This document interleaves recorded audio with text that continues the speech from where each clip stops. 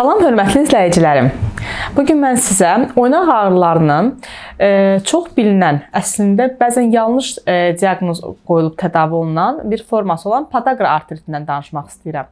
Podaqa artriti əslində oynaqların metabolik zədələnməsi adı ilə də belə deyim uyğun ola bilər. Çünki podaqa bildiyimiz purin mübadiləsinin pozulması fonunda bədəndə stik turşu duzlarının artması və bunların böyrəkləri, oynaqları və digər orqanların zədələnməsi nəticələnir.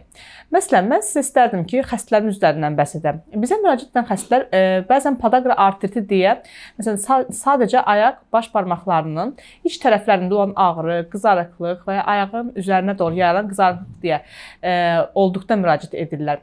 Amma son dövrdə məsələn, gördüyüm xəstələr üzərində, məsələn, bizə tam başqa bir diaqnozla revmatoid artrit ola bilirmi deyə müraciət edən xəstələrdə əslində podaqa artriti diaqnozu qoymuşuq. Niyə?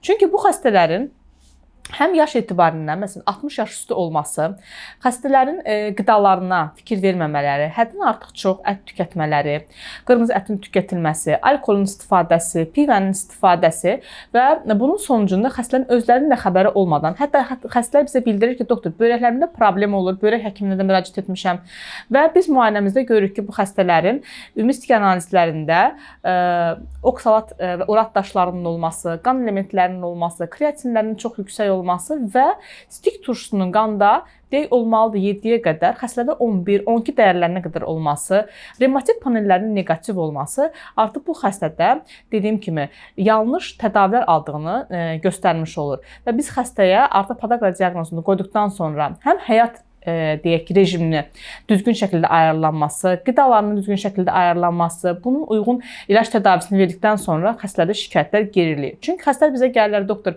biz pensilin tədaviləri almışıq, bir müddət yəni effekt olub, sonra effekt olmayıb. Ağrı kəsicilər istifadə edirik, qətiyyən yox.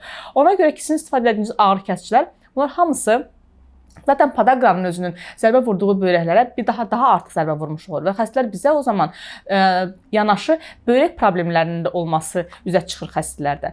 Və bu bizim əlbəttə ki, yəni ilaç tədavi dozlarımızda dəyişikliklərinə səbəb olur. Ona görə bildirmək istəyirəm ki, podaqa diaqnozu əslində sırf ayaq baş barmağınız deyil, dizləriniz, milbilək oynaqlarınız, yəni bunların hamısı zədələnə bilir. Ona görə də oynaq ağrılarınız olduqda mütləq doğru mütəxəssisə müraciət edin.